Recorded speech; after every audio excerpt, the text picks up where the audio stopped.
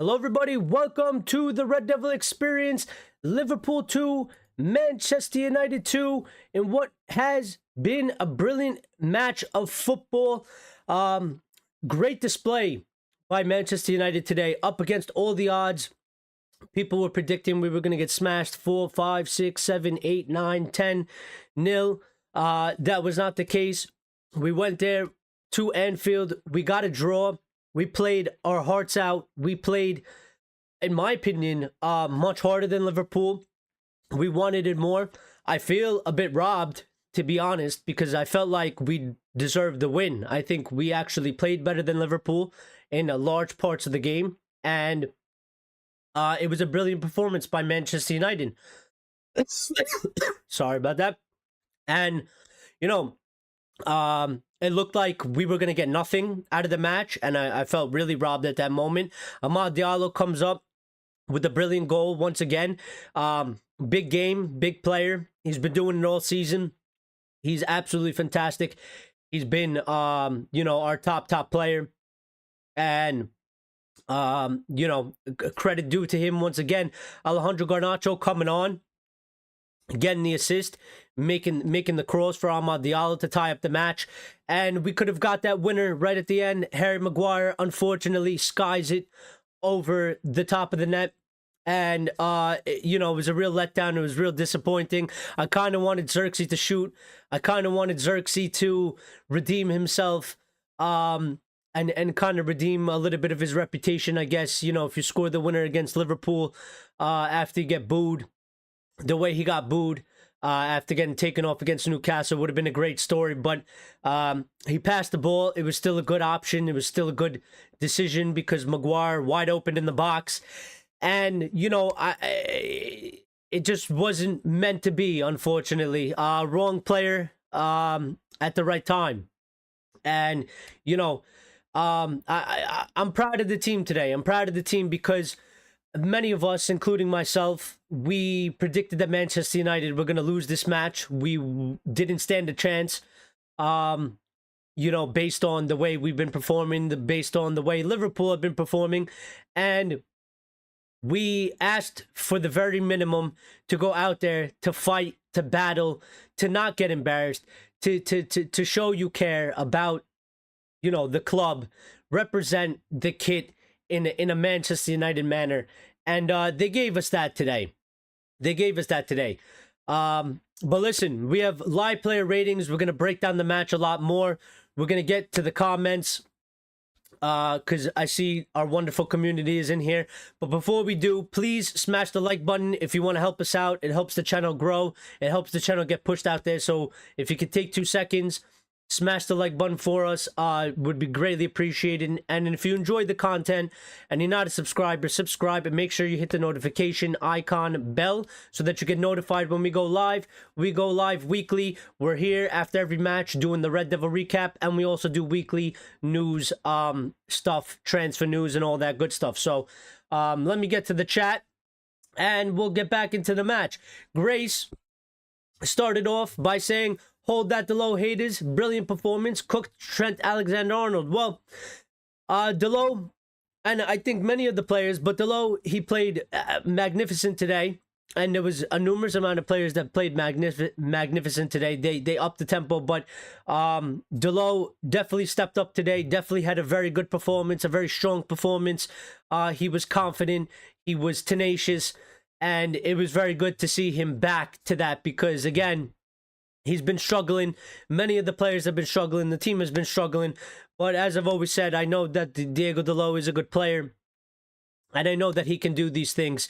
And he put in a very strong performance on the left-hand side today. So very happy for him. We want all the players to do well. We want the players to do good. And so Lyons is in here. Ray is in here as well. Grace says, "We are winning the league, everyone." Don't go that far, Grace. But it was a good it was a good performance. Box is in here. How you doing? Says decent result / performance. Yeah, you know what? Considering the circumstances, listen, I know we want more. As Manchester United fans, I know we demand more. But considering the circumstances, I would go as far to say that it was a good performance and a good result. I feel like we definitely could have won that match. I do. I definitely feel like we should have won that match based on how Liverpool played, based how we played. But you know, a draw at Anfield when everybody was predicting that we were going to get absolutely slaughtered is a good result, and we take it. We take it and we move. And the team, the players, Amorim, they have to take this performance and use it as a stepping stone for the next matches. This group of players, we've seen this before. We've seen this happen again. And this is one of my big points for today, is that they played absolutely brilliant. They did exactly what we've been disappointed with them all season. They worked hard. They were getting in front of every ball. They were putting in crunching tackles. They were tenacious. They wanted to attack. They wanted this match. They wanted to win. They wanted to perform. And they have to do this. You can't just do it when you show up against Liverpool, or when you show up against Manchester City, or when you show up against Arsenal. You got to do this week in, week out, against a relegation team, against a mid-table team, against the top teams. You have to do this week in and week out. This is what we want from the players. This is what we want to see from this team. We want to see these types of performances on a consistent basis from these players. Can they do it? I don't know. You know, there's still a lot of question marks over this team, but this is what we want to see from this team. So Ray says the whole team deserves praise today. They do. Ray said we're playing against their team because the referees and VAR is against us. Well, that's a whole nother thing. That maybe we'll go into a little bit. Gray says, Onana out, bring back Thomas Kuszek. RSV says, I'm proud of the boys. The team actually played with a lot of fight and desire. I am just pissed the team couldn't snatch all 3 points. Well, yeah, you know, it was a little bit of a letdown, especially at the end there, because we had the opportunity, we had the chance. We could have stolen all 3 points.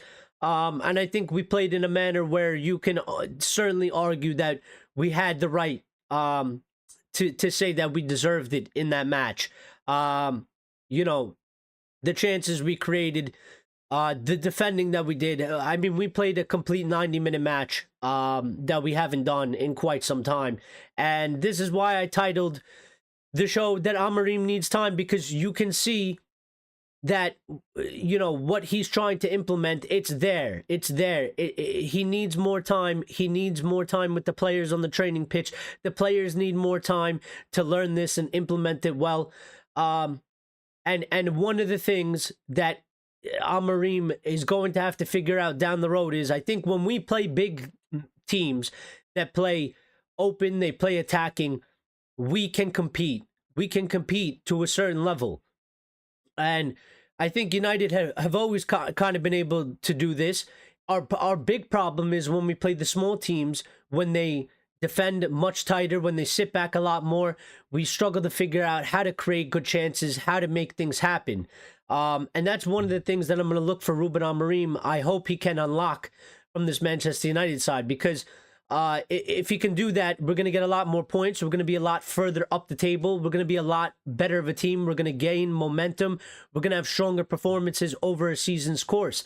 And these are things that, you know, they're going to take time. But you can see the pattern of play in Ruben Amorim's system. You can see what he's trying to do with the players. You could see how the players are playing. And you know, as RSV pointed out, I'm proud of the players today, because they went on that pitch and they took responsibility. They took responsibility for today's match. Yeah, Amorim is the manager. He sets up the tactics and, you know, he does the training and this and that. But when you go on that pitch, when it's a 90 minutes and you're locked in that arena and you're locked into that, you know, that square box, you're on that pitch. It's your responsibility of what happens out there. And you have to step up, and every single player has to step up. And today they did that. You know, Bruno Fernandes, absolutely just brilliant captain's performance. He did everything he possibly could have done today. He was everywhere. He did everything. And this is the thing that Manchester United fans are gonna be asking for, and rightfully so. We need this to be shown on a consistent basis. You know, I don't want to see Manchester United go into the next match and play like absolute dog shit, like we have been. They need to bring this same aura, this same mentality, the same aggressiveness, the same play. They got to bring it to every match as much as possible. Of course, you're going to have a bad match here or there. You're going to have an off game. You're going to have an off day. But on a consistent basis, they need to be showing this. They need to be doing things like this. So, Richard is here as well. Richard, good to see you. Lion says standout performance. Ray says we won a lot of 50-50 balls today, and that's one of the main big things. There's 50-50 balls. You gotta have the aggressiveness. You have to have the confidence. You have to have, the attitude, the mentality that, that those balls were coming in. We had crunching tackles from Maguire, from De Ligt. Those balls are coming in 50-50. Liverpool players back to the goal, and we're jumping in front, putting a crunching tackle, getting a foot on the ball, and making sure that we win that ball and we break up the play. Ugarte, absolutely fantastic in doing that as well today. There was so many players that absolutely performed fantastic today, and I think we could all be happy with that. I think we could be happy with a point. Obviously, we want more. We do want more, but for the circumstances, for where we are, for where the team is, I think today was a very good performance. It was a very good result, and now we just need to use this as a catalyst to push ourselves forward and maybe get something out of this season, and maybe salvage something out of this season, and then perform better and move up the table. Lyle's in here as well. Good to see all of you. Hope you're all doing well. Richard says, good performance today, but no point going to Anfield and playing well, and then going to Newcastle and Bournemouth and playing shit. And that is the main point, the huge point that I'm trying to get through. And those matches are in the past, right? And I would say, Richard, let's take that point that you're honing in on, and let's focus it on the matches upcoming, because we can't do anything about the matches that have already happened. They happened, they're done with.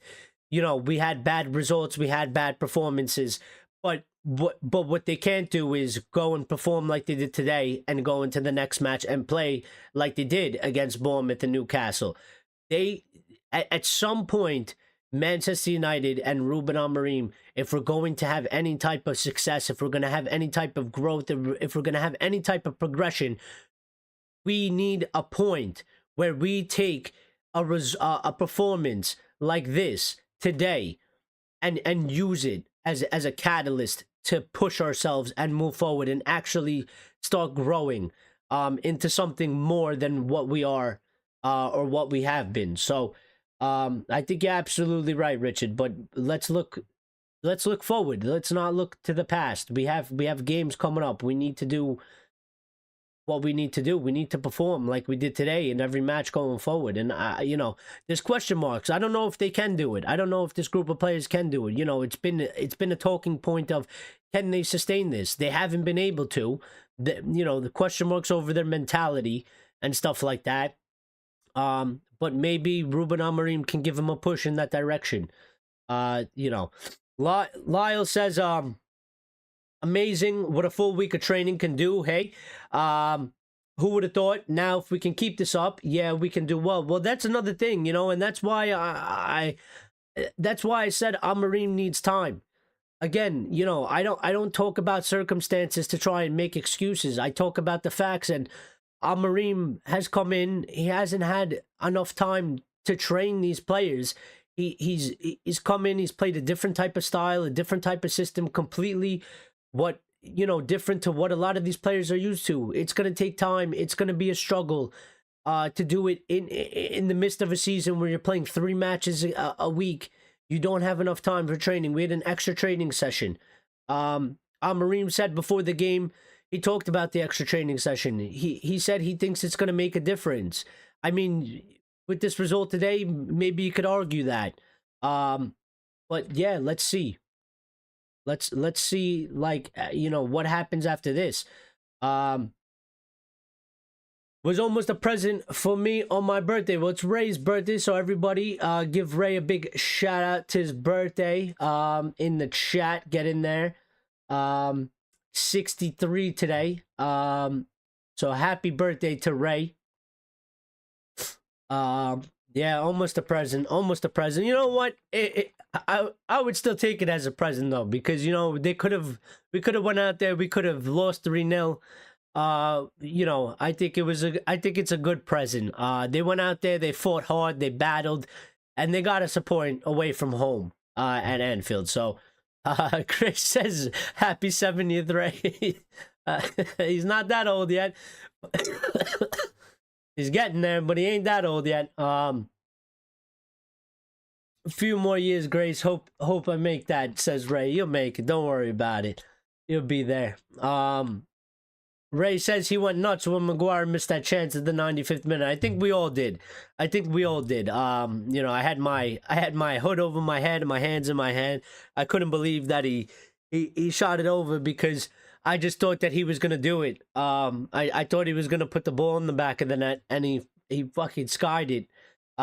He bloody skied it, and I wanted Xerxes to shoot it, and then I had that instant feeling of regret that I was like, it was still a good option. It was still a good pass. You could argue if it was the right or not, because Xerxes is the striker, Maguire's not. But listen, Maguire was open. He got the shot off. He could have easily put it on target. He easily didn't put it on target.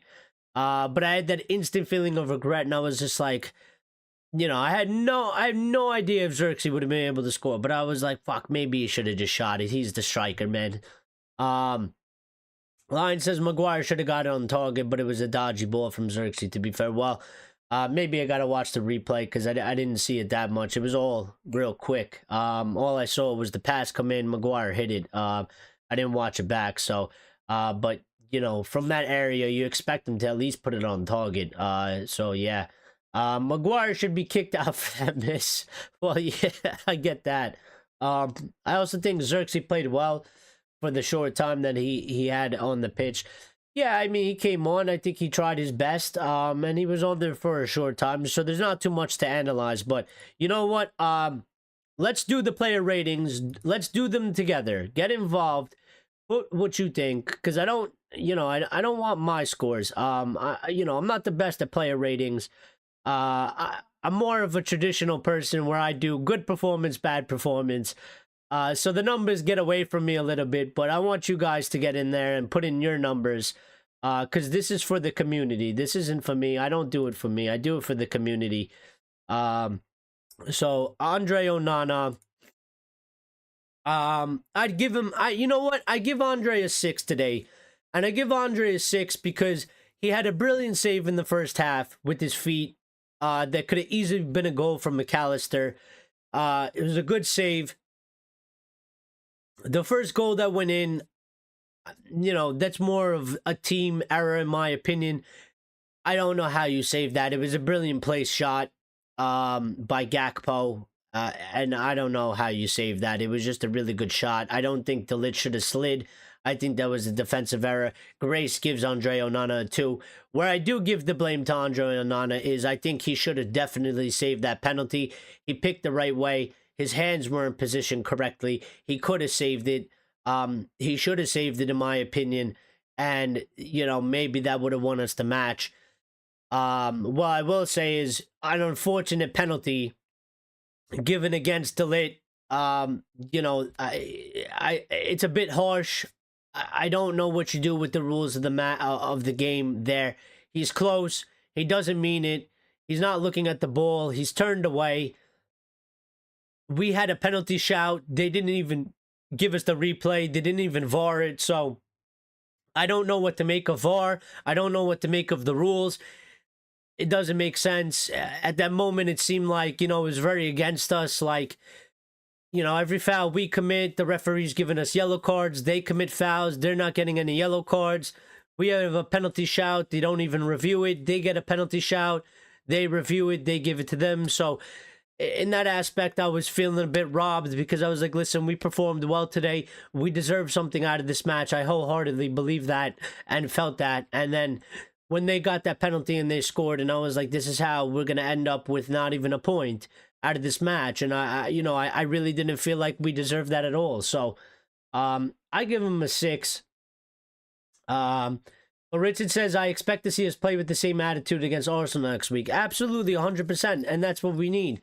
And I think that's what the main expectations should be from the fan base, because we asked the players in the last show that we did before this match, we asked at the very least, if you're not going to win this match, go out there, fight, battle, play your hardest, represent the kit in a positive way, represent the club in a positive way. And they did that. And we didn't win the match. We got a point, which is better than I think what most of us thought, because we thought we were going to lose and get 0. And you know what? You come out of today's match and you feel a little bit disappointed. You feel a little bit robbed because they played so well that you actually have the argument to say we could have won that match. We should have won that match.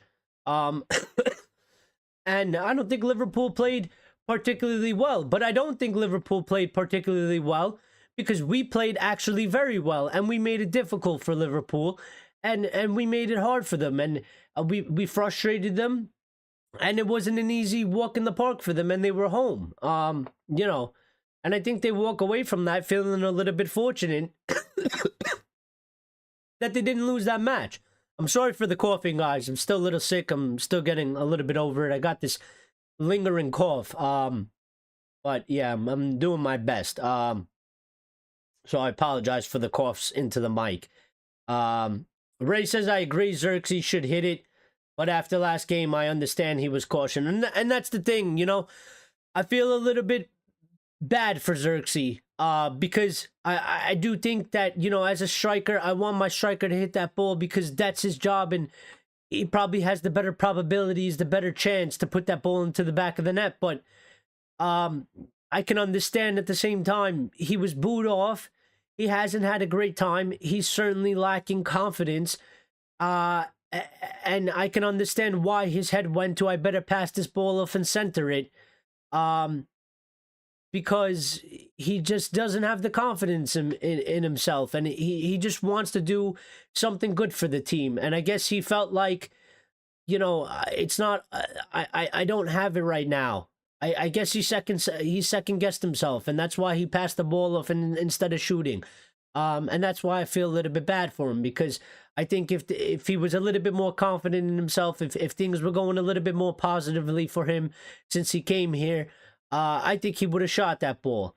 But he didn't, and I can understand why. Gray says we're going to smash Arsenal. Well, I hope we do. I hope we do, because if we play like we did today, and we turn up and we play the same way against Arsenal, and we actually get a result and we smash them. Listen, Arsenal are struggling. They've lost Saka. They're a little bit down right now. So there's an opportunity to be seized there for Manchester United. And this is why we have to go and do what we got to do. But Richard gives Onana a 6. Ray says we're going for 2 cups this year, Europa League and FA Cup. Well, I hope so. Europa League would be good. Europa League would be good. It would put us in the Champions League. It's a European trophy. But let's move on with the player ratings, everybody. Matthias de Ligt, what are we going to give him? What we going to give him? I don't know. I thought he played pretty well. Listen, he gave away the handball. He gave away the penalty. I don't know if people are going to scrutinize him for that. I find it hard to try and scrutinize him for that. Grace has given him a 5, and I would assume it's probably for the handball. But Eric, his arm should not have been up, and he should know better. And yeah, I guess so. I don't know. I feel a little bit indifferent about it. I feel like you guys are right in that aspect, but at the same time, I feel like it's a bit harsh too. Like, maybe they shouldn't. But when I was watching the reaction, like, I don't know, why did he turn like that? I don't know if it was because he was trying to protect himself from getting hit from the ball. I'm not sure. It was weird that he turned like that, which then caused his arm to go in the way that it did because of the way his body was. So, you know, I don't know. I don't want to be too harsh on him. Dylan was trying to do the YMCMA. I think, you know what? Listen, if it wasn't for that, Ray says he gives him a 6.5, and this is what I'm thinking. If it wasn't for that handball and giving away that penalty, and I'll take on the fact that his arm shouldn't have been in that manner. He should know better. And that was a mistake, and it was a bad action from him. But in the overall match, he didn't play 90 minutes, but close to it. He had a brilliant game. So I think I'll give Matthijs de Ligt a 6 today. And if it wasn't for that action and giving away the penalty, I would have gave him a 7. To be honest, I would have gave him a 7. Richard gives him a 5, and that's fair enough. I think you could go anywhere from a 5 to 6 because of that.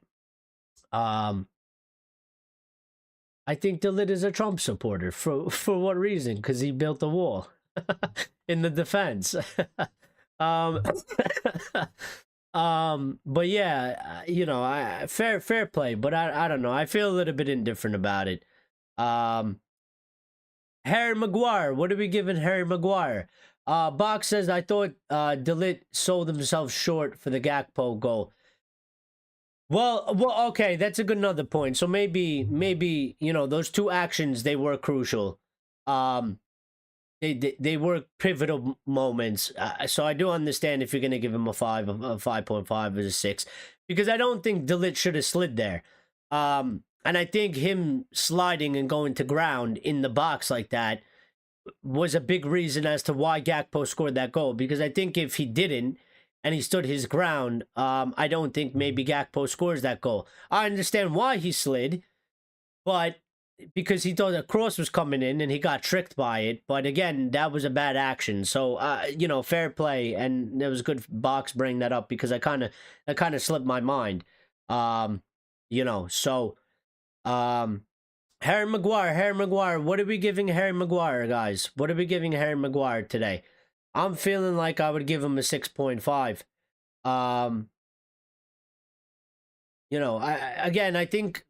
I think both of them, even though de Ligt gets penalized a little bit more, maybe some people are going to penalize Maguire for not putting the ball on target, but in an overall performance, especially from his job as a center back, as defending, what are you giving Maguire a rating? Grace is giving Maguire a -5 because he missed the game winner. And that's fair enough. Grace is allowed to do Grace things. We all know it, and we've accepted it. Grace is allowed to do her things. So fair play. I thought as a team, Box says, I thought as a team they all played well, to be fair. And that's what I'm saying. Overall, over a 90-minute period, I'm trying to give them an average score of what they really deserved. Lion says Maguire had a solid game. Maguire, some crucial tackles and blocks. That's why I give him a 6.5. I think you could even maybe argue for a 7. But we did concede 2 goals. So, one was a penalty, but, yeah, he made some crucial tackles and blocks. Grace says you're all talking shit. Well, Grace, what is it that you didn't like about his performance? Don't tell me about the missed goal, because that's one chance in one opportunity, and sure, he should have put it on target, maybe he should have scored, that's fine. But defensively, for the 90 minutes that he's played, what are you analyzing there that you disagree that he should get way lower score? That's what I want to know, Grace. Lisandro, I give Lisandro a 7. Lisandro scored. Grace just has an agenda. Well, that's fine then. It's okay if you have an agenda. If you admit you have an agenda, we can accept it. That's fine. So you have an agenda. Very good. Okay. Richard says, no, in fairness, Squarehead put in a shift today. He did. Maguire did a really good game. He did. Grace just has an agenda. It's okay. So we just accept Grace has an agenda, and that's all right. At least she's honest about it, At least she's honest about it. I can deal with that. If you have an agenda, you have an agenda. If you're upfront about it and you're honest about it, it is what it is. I could accept it. I'm not going to fight to change your agenda. You have an agenda. It is what it is. But Lisandro Martinez, I'm going to give him a 7. He was brilliant in defense. He scored the first goal, absolute banger of a goal, by the way, off the bottom of the crossbar, hit with conviction, hit with confidence, hit with power. Really good goal. Took me a bit by surprise because I didn't think he was actually going to score from there, and I didn't think he was necessarily going to shoot it. I was screaming for him to square the ball across the goal, but he absolutely thunder thumped it into the net. It hit the bottom of the crossbar. Allison, no chance. I don't even think, I think Allison blinked and missed it. That's how hard he kicked it. So, very, very good from Lisandro Martinez. Defensive actions were good as well. And a much needed better performance by Lisandro Martinez. He's come under a lot of criticism lately. He hasn't been playing as good as we've known him to play. So, I think it was good from Lisandro Martinez. Richards giving Maguire a 6. Fair enough. But Lisandro, I'm going to give him a 7. For sure. Mazawari, I'm going to give him a 6.5. Gray says the big-headed fridge needs to go back to the kitchen. Box says, I looked at the replays and Xerxes looked like he just lunged forward and would have been offsides for that last minute Maguire chance. I don't know. I have to look it back after. Nah, let's all be honest. If DIALLO missed that, you would have rated him a 2. No, I don't think I would have. Not in today's match. Because everybody played very, very well for the amount of time that they were on the pitch. Everybody gave, in my opinion, what was as close to a really good performance or a top performance. Sure, there was, maybe the delay with the handball and him sliding and stuff like that. Maybe there was 1 or 2 moments, but in an overall aspect of the match, I think everybody played very, very well. So, if DIALLO missed that chance that Maguire missed, I wouldn't have necessarily taken it away from DIALLO because, yeah, he should score or at least put it on target. But DIALLO played a complete game today, so I can't take that one action of not winning the match. I don't expect them to necessarily score. They're defenders. And you're in a good position, but you're defenders at the end of the day. And from their performance and from their play, they all played very well, in my opinion. So I wouldn't have taken it away from them. I wouldn't. Martinez's first goal since his debut goal at the Emirates. We deserve 3 points today. That's how I kind of feel. I think a lot of us feel that way in that aspect for sure. But yeah, Martinez, I give him a 7. Maz, I give him a 6.5. He played well. He had some very good, again, actions going forward. And he's been really good since he's come to us. So, let me take a sip in here because I got this itch in the back of my throat. Really bothering me. Richard says, I think it is the first time all season I've watched them play as a team.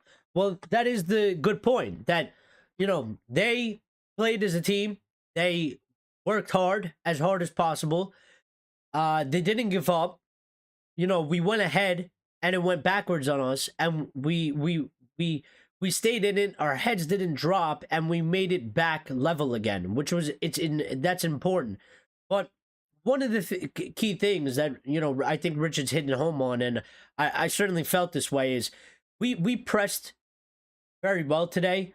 We had the high energy. We were getting in front of the 50-50 balls, and I felt like the team was playing in a manner where the actions that they were doing was like they were entrusting in their team, and they were entrusting in themselves that all this hard work that they were putting on the pitch wasn't for nothing. It wasn't wasted. It served a purpose.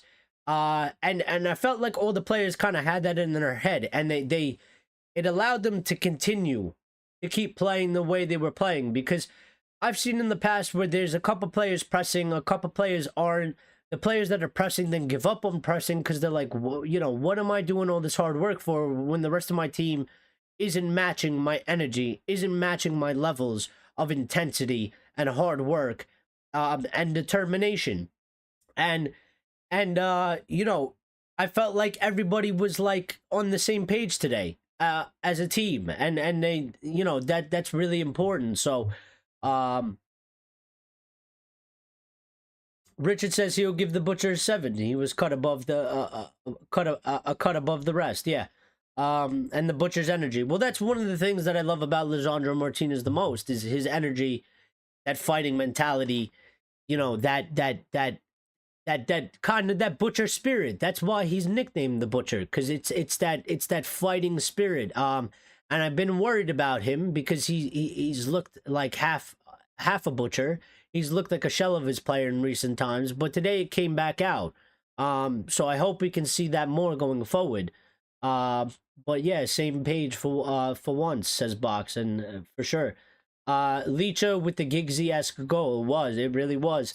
So I'm happy for him. You saw what it meant for him. I think he was in tears, or almost in tears. You know, after putting that in, you saw the emotions come out. You know, I think one of the things is, you know, we criticize the players a lot for not caring, for not putting in enough effort. But I think you see there are a numerous amounts of players there that they do care for this club. It does mean a lot for them.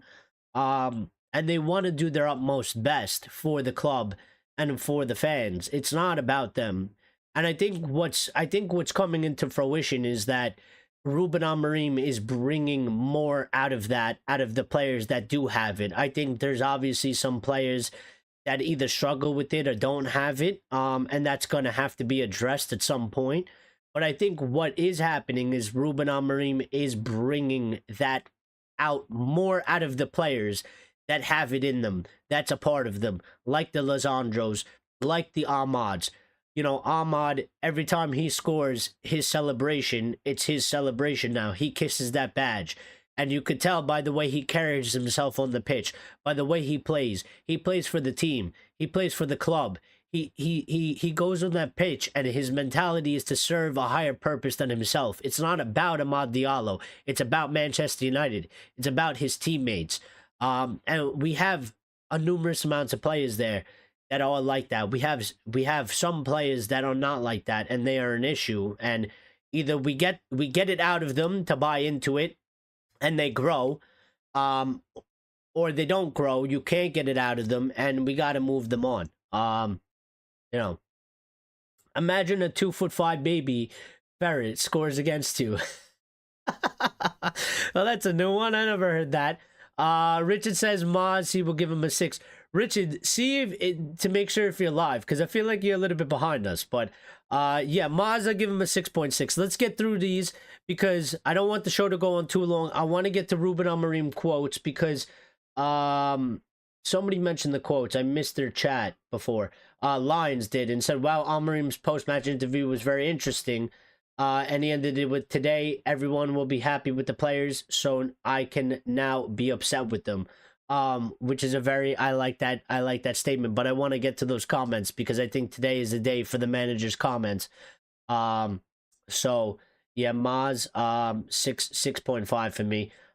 Ray says we need to get Garnacho back to his best, and we do. He's been struggling a little bit, but he got the assist today. He made a good attacking action, and got the assist. I think he could be happy with that. I think he needs to feel happy with that. He needs to feel that emotion of, hey, I helped the team today. I helped the team. I made an impact. I made an effort. I got that assist. I came on. I got something done. Maybe I wasn't able to do as many successful one-on-ones or dribbles or, stuff like that. And sure, you enjoy doing that, and that's part of your game, but it was very important that you came on. You put in a very good low cross on the ground to the player. You centered it, and he got a goal from it, and you helped the team get a point today. And he needs to take that back with him and understand that is more important than Alejandro Garnacho playing like Cristiano Ronaldo, doing dribbles and taking on 5-6 players. It's more important to the team. Fans will appreciate it more. And I think we can get there. He's still a young guy. There's going to be moments where he's going to go through hard periods and stuff like that. He's going to go out of form. And I think these are just normal things. I think he has the talent. And hopefully under Ruben Amorim's guidance, he'll have the mentality and the attitude. So for sure. Manuel Ugarte, I'm gonna give Manuel Ugarte a 7.5 or an 8. I think Manuel Ugarte was absolutely brilliant today. He was super pivotal for us alongside Kobe Mainoo. Them two in that midfield is a large reason for today as to why we were able to play in the manner we played, why, we were in the game very well. They bossed that midfield. They gave us a chance. They were very, very important. They outplayed Liverpool's midfield, and it is a reason as to why Manchester United got a point and we played in the manner we did. Without their two performances in that midfield today, if they got overran, if they got outperformed, if they got outplayed, we maybe wouldn't have walked away with a point today. That match might have been very, very different. And Manuel Ugarte, I said this, I believed in him from the moment we signed him. I was here saying that he will be the little pit bull in that midfield, and that's what he is. And he's grown into the shirt very, very good. I'm very happy with him, and I think he's only going to grow more. And I think he's gotten an extra boost with Amorim coming here because that's his player originally anyway. So, he's become a very important player. I think the one thing that is a cause for concern is we don't have the depth in that position. We have Ugarte, we have Mainoo. When you go past that, it doesn't look very good. We don't have people that can match the energy and the tenaciousness and the IQ and the level of ability that Ugarte and Mainoo show. Casemiro and Eriksen can't do it. We know that. That's why everybody lost their mind when he played them as a pairing. Well, if they can't do it starting as a pairing together, then they can't do it when coming on as substitutes. So this was an issue I highlighted last time. I said that, what are we going to do? Are we going to play Ugarte and Kobe 90 minutes every single match for the rest of the season, 3 times a week? Because we're going to get them injured, we're going to burn them out, and then we're going to be screwed. So, Amorim's going to have to do things that we're not going to like, but he has a squad to manage. He has players to manage, and he's going to have to figure it out. And unfortunately, we don't have the tools past Ugarte and Kobe Mainoo. Now, if we had Mount, you can lighten the load a little bit and drop Bruno back like he did, because I think Bruno gives good energy. He has the legs. He was brilliant today. And you could lighten the load a little bit, and you could put Mason Mount up there, and you could lighten that load for Ugarte and Kobe and do a little bit of rotation like that. But we don't. We don't have Mount. And everybody else past that is nothing. So hopefully we get another midfielder at some point, and maybe a Collier comes through, because I think Collier can add to that, but he needs to develop a little bit more. So yeah. Bach says Amorim has had a tough start. Arsenal, City, Tottenham, Liverpool, and now Arsenal away again. I mean, it is a very difficult period, but this is good for the team. I think it challenges him. It challenges the squad. It shows what we can do, what we're capable of, what we're made of. These are the highest level games you can play, right? It shows us what we can do, and so I think it's important. And while it is rough for Ruben Amorim, I think it's important for him, and it's important for the squad. And the players, the fans just have to stick behind Ruben Amorim and understand this is a difficult period. Understand that he needs time. Understand that these things are going to take time. And I think if he can show us that things are developing and growing, we're only going to back him even further. So, yes. Gray says, Eric, Garnacho left, Ahmad right, Mainoo and Bruno, Ted's DIALLO next to Ugarte. Well, listen, I'm not against that. I don't know if he wants to do that right now, because again, he's playing DIALLO there for a reason. Amorim technically wants another winger like DIALLO. He wants a winger to play where DIALLO is playing.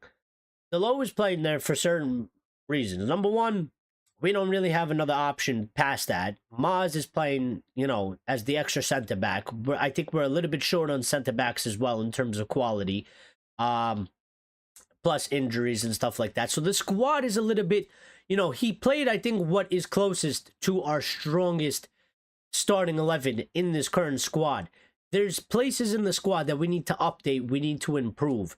You know, Lion said I had to read that twice. DIALLO next to Ugarte. Well, listen, I don't know. He played inverted under Ten Hag. I think he played right there. Maybe as an extra option, we can do it. But right now, I think we can't do it. I think there's a reason why he won't even look at it. And that's because of the balance of the squad and what we have available. So there's reasons for that. I think, you know, if we get some players in, if we get some in January, which I hope we do, if we get 2, if we could get a striker and a left wing back in January, I think that's brilliant for January. Then we look at the summer and we get some more positions.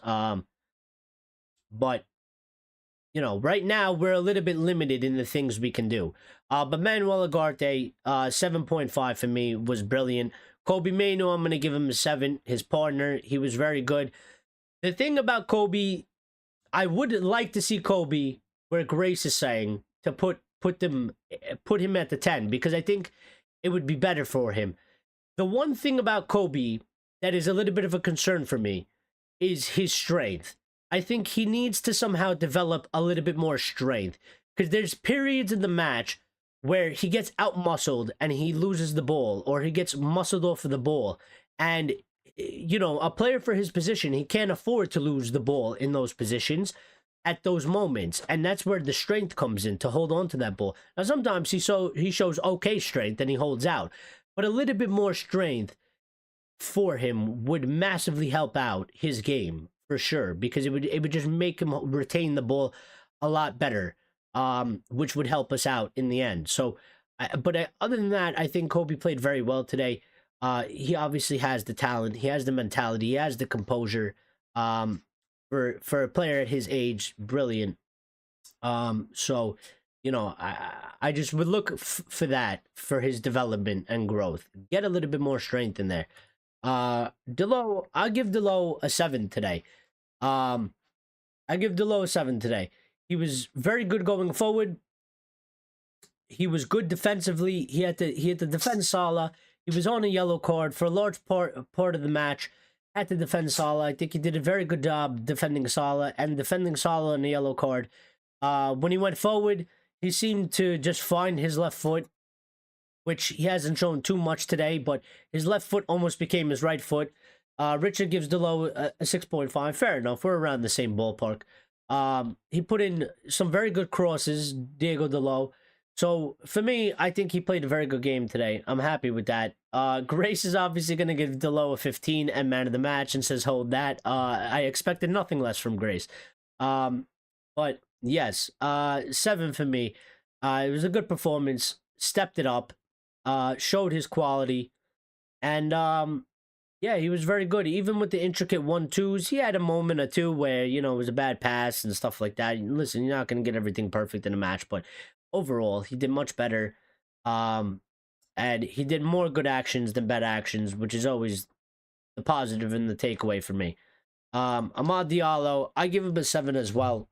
I think in parts of the match, seemed like he was a little bit out of the game. Yeah, that's what I'm saying. I'm not trying to nitpick.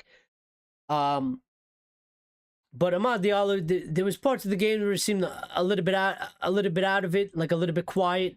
But he scored the game-tying goal. So, and he was involved again, and he did brilliant. The work rate, as always, is always there. The mentality, the fight, you know, tracking back and helping out in the defensive actions as well as the attacking actions. And I think, you know, as the second half went on, he got more involved, got a little bit more dangerous, and he scored the game winning goal. Not the game winning goal, the game tying goal. And he was in a good position, and it was a good strike as well. So for me, Diallo, I'll give him a 7 today. Richard says, I thought Ahmad done well, 6.5. So we're almost, you know, around in agreements here. Bruno Fernandes we're going to give him a 7.5 as well. Today was a captain's performance by Bruno Fernandes.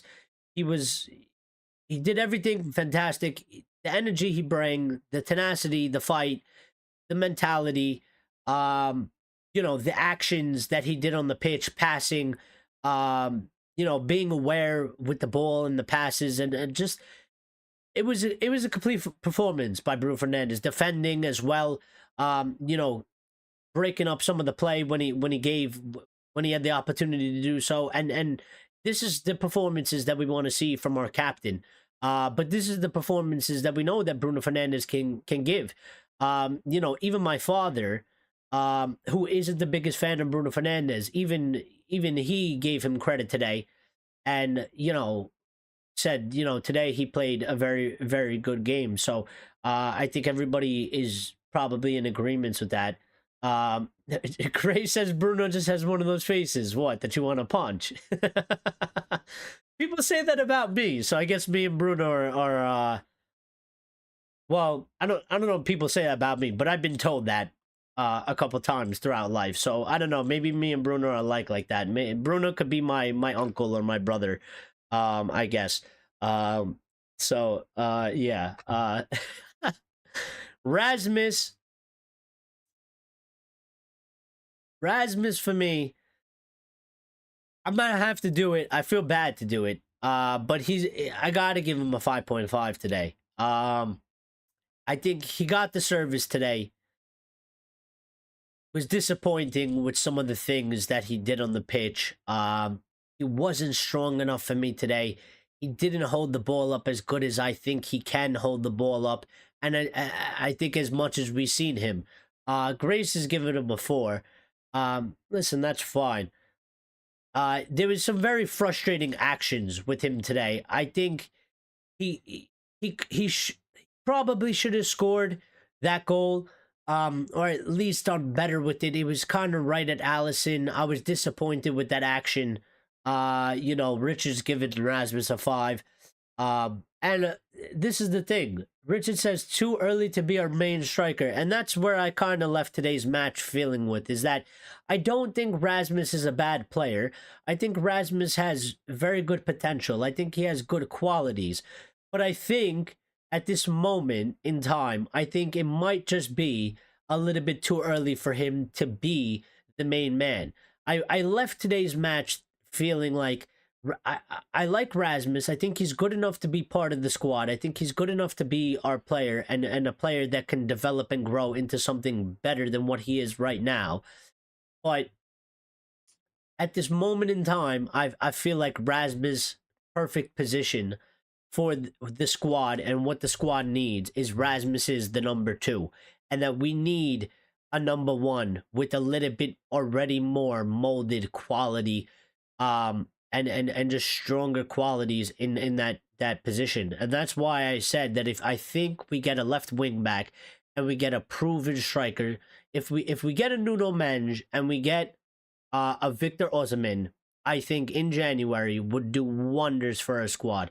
Because I think if you get somebody in the level of a Victor Osimhen, and you have Rasmus as the backup, I think it'll be good. I think that's what we need. And I'm not one of these people that are like, oh, but what happens to Rasmus's development? Listen, fight it out. Fight it out. I'm a greedy person. I will literally take Gaio Carez, Osimhen, and Højlund all together, and even Xerxes if he stays. I'll have all 4 of them. And people will argue where you're gonna fit them, who's gonna play, this player's minutes is going to suffer. I don't care about that, because at the end of the day, I want the most amount of quality we could possibly have in the squad, and I want as much of it as possible. And whatever happens to whatever player, then so be it, because the more quality you add, the better we're going to be. The stronger the competition is for places, and it's just going to create a better environment. And whatever player fights and wins that battle means that they're going to be performing absolutely fantastic on the pitch for us, which is what we need. It's not about an individual player. I like Rasmus Højlund, but if you bring in another top quality striker or two top quality strikers, and people that are fans of Rasmus Højlund worry, what about his playing time? My only thing will be to Rasmus Højlund, fight it out and win the battle. And that's it. Gray says we ruin players by overpaying for them, then holding their price tag over their head. And yeah, I think that's a good observation as well, and that's why I'm very cautious, and why I don't necessarily hold player price tags over their head, especially from the past. You know, under Ineos, we might see so far what we've seen in the first transfer window under them. We've paid very good prices, decent prices for the players that we got in. So hopefully that's a thing of the past. But previously, you know, players like Maguire, players like Anthony, even somebody like Rasmus Højlund, we pay very high prices, and the general consensus of people, you know, non-Man United fans, even Man United fans, but non-Man United fans, like fucking Sky Sports, they'll bring it up, and they'll be like, this player was bought for 80 million, and he performs like a 20 million pound player. And it's like, well, that's because, and that's very unfair for the player, because they were never worth that money. We overpaid. Don't blame the player, blame the club. They're the idiots. They're the morons that paid that fee. So that's why you'll never really hear me mention price tags, because I think I don't think it's a good argument. I don't think it makes much sense. You know, I'm looking at the players' abilities and what they can give us on the pitch. I don't really necessarily care about the price tags at this time, because our price tags are very bad, and it comes from the club, not from the player. You know, so that's why you'll never really mention me. You'll never hear me mention a price tag when I'm talking about a player's quality and blaming it on the player. I'll mention the player's price tag based off of basically from the club buying players, and that's about it. Richard says we should have got Kane, and Rasmus could have learned and forgot about Xerxes. Well, that was the original plan. I do remember that we wanted the two strikers, we wanted a more experienced one, and we wanted a Rasmus one. Kane was apparently too expensive, which is what the club said. Now, I don't know if that's true or not, but there was obviously a real discrepancy there. We didn't go for him. We let it go.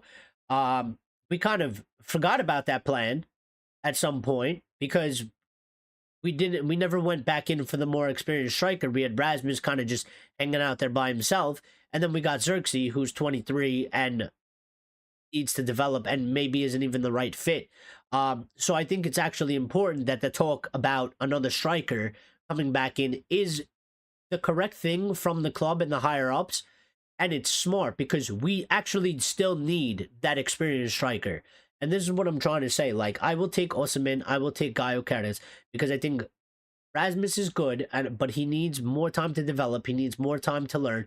He's not ready for the starting, to be the main man. It's a lot of ask. You know, it's a lot of ask, and he's not there yet. And to put all that pressure on just him is unfair to Rasmus Højlund. And we're going to destroy him if we don't help him. And we need to help him. Why have we not wrapped up in the pond yet, by the way? I don't know. I really want him. I think he's brilliant. He's very young, but I think he's brilliant for his age. I think he's an exciting player, and I would love to get him into the club. I think he would definitely be good in the next couple of years. And I want the club to do things like that.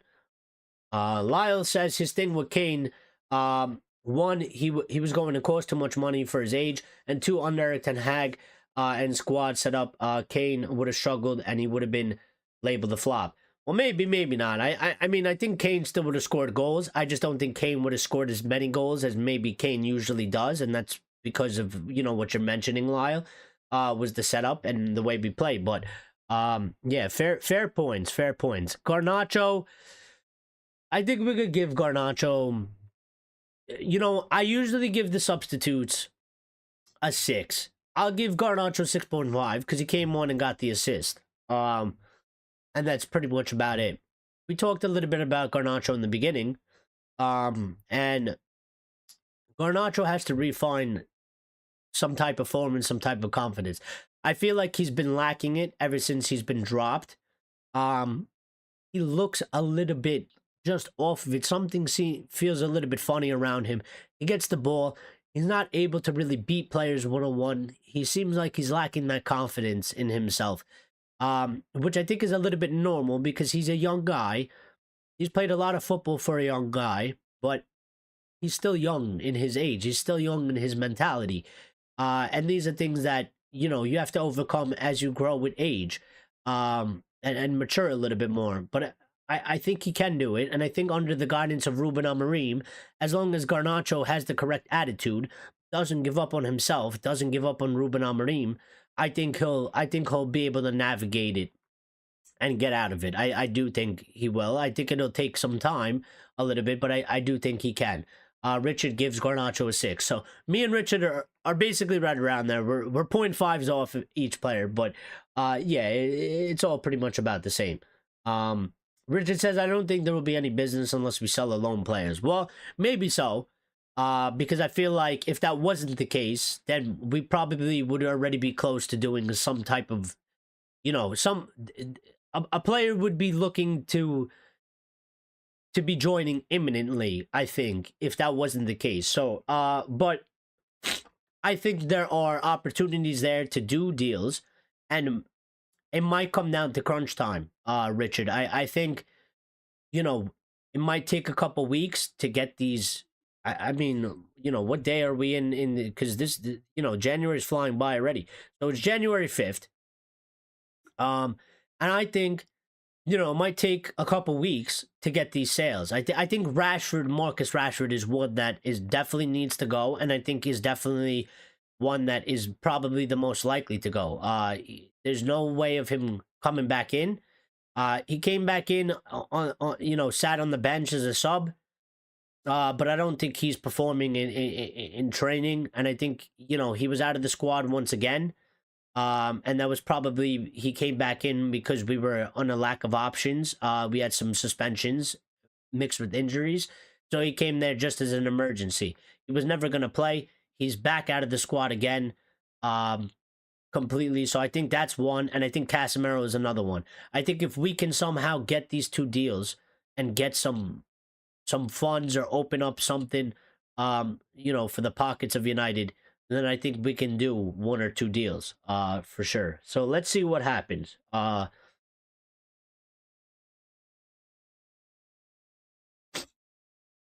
Yoro, I give him a 6.5 as well. He had an important defensive action that stopped a good chance from Liverpool in that box. No room for a mistake there. Perfectly timed. Literally had no room for error. If his foot was an inch over, it would have been a foul. He timed it perfectly. It was very good. And he looked pretty good when he came on. Richard says he's going to give Lenny a 6. Fair enough. I gave him that extra 0.5 because I think it was an important action that helped us in that one moment. And as a substitute, there's not much to judge him off of.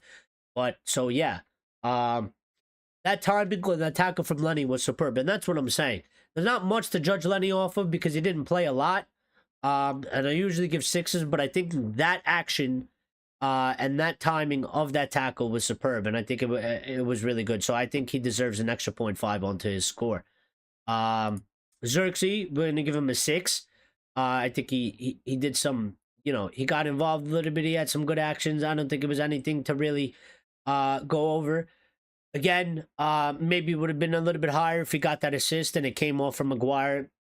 I'm still torn between if he should have, you know, if that was the correct decision or he should have shot it. I wanted him to shoot it because I wanted him to get the glory and the praise for getting the match-winning goal.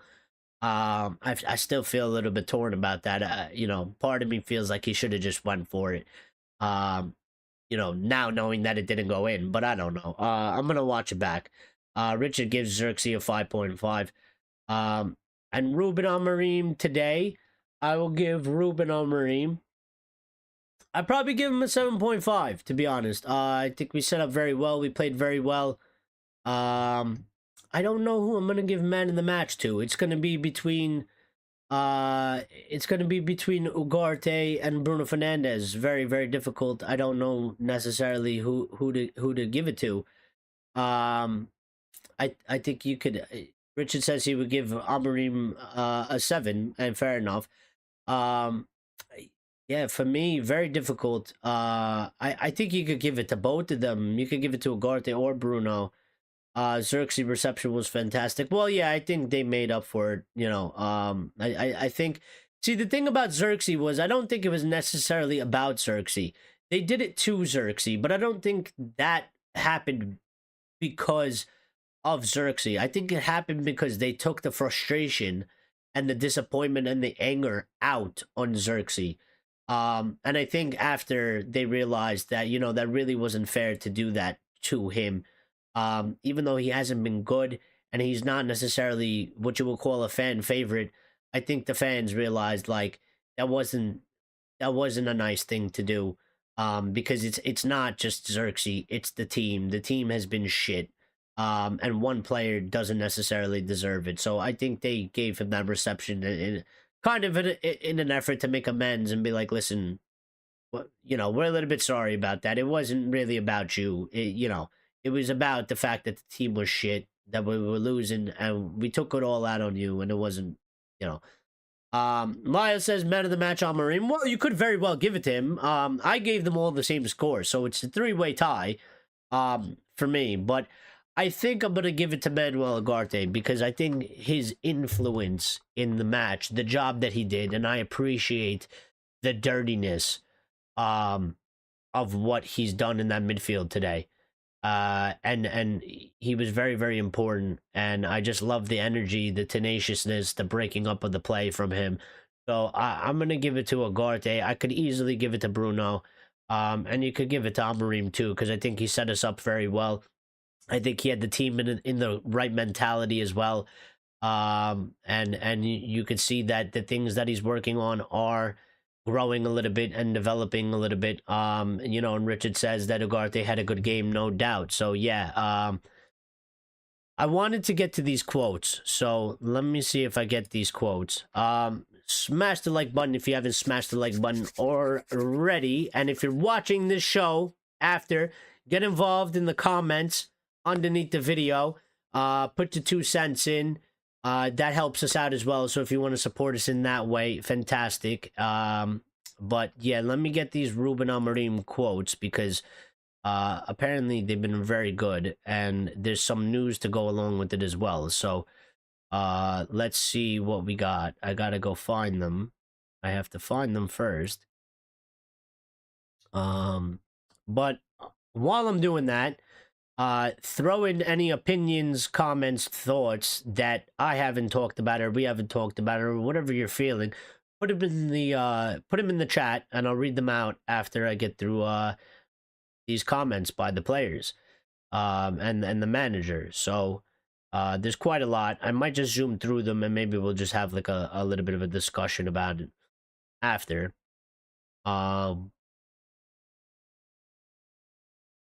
Bruno Fernandes started off the comments by saying, we now have an FA Cup match at Arsenal, and it will be very difficult, but we want to reach the final again. Absolutely, and you have the opportunity to do that. You got to go out and play the way you did today. You got to do it again, and I think if we do that, we have a very good chance to win in advance. So Amorim said we should get mad and disappointed more than the other day against Newcastle, Bournemouth, Nottingham. Today, we need to be really disappointed. So that's how he started off his comments. Amorim said the way we were really competitive, that is the crucial thing.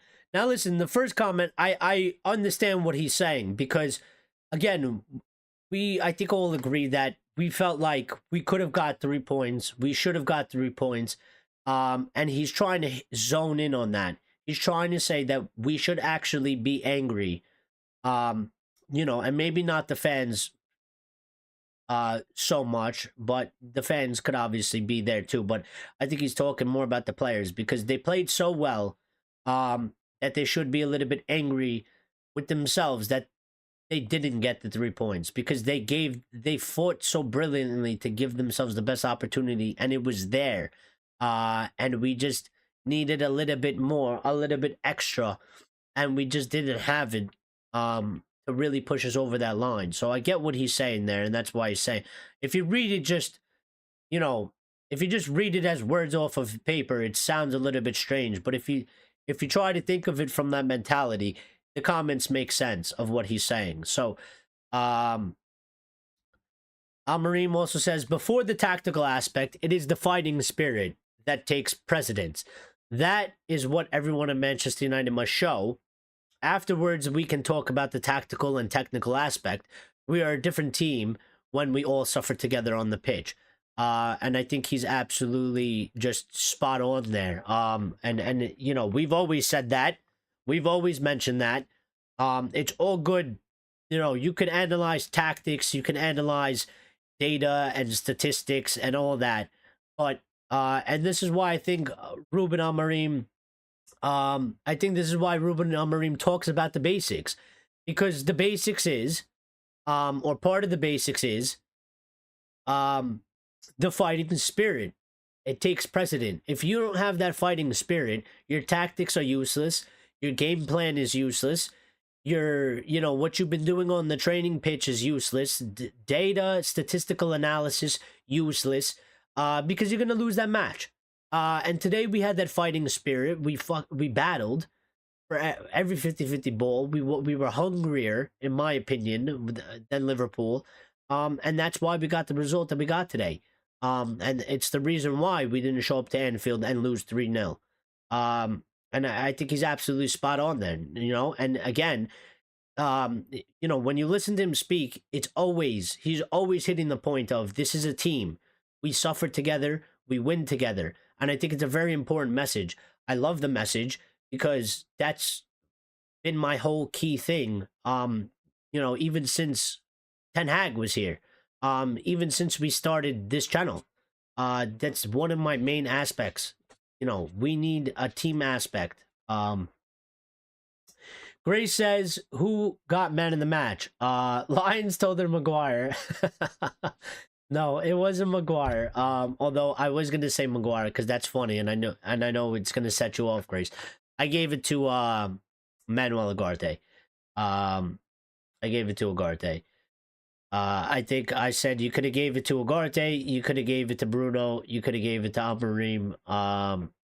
I think Grace obviously gave it to DIALLO and gave him a 15, but I think those two players were a little bit higher in performance.